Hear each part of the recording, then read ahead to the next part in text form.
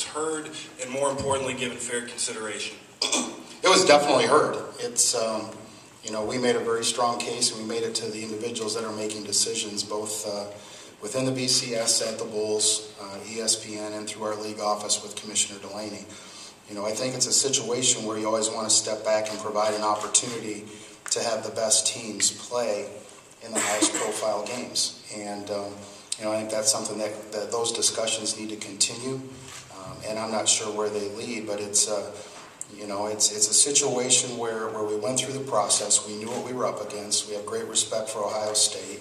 We know what their tradition's all about, and we knew we had to be in a position to try and sell ourselves a little bit more than they would have to. In the end, the decision was made. It wasn't totally, you know, totally a surprise on our part by any means.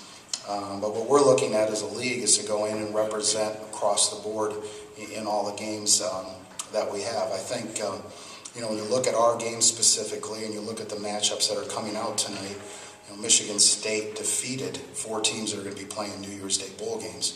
And I think that's a pretty big, you know, pretty big statement in and of itself. I think with our game specifically,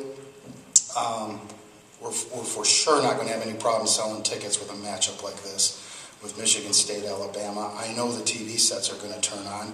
I would estimate that this game will rival, if not win out over most of the BCS ratings when it's all said and done. I think this is going to be the one game that turns on in most TV sets. And I think when you look at the matchups, when you look at Alabama and you look at Michigan State, it's as attractive as any BCS game that's out there. So, you know, I think the goal is always to be the best, not to be the best you can be, but to be the best, and that will continue to be our drive, continue to be our mission.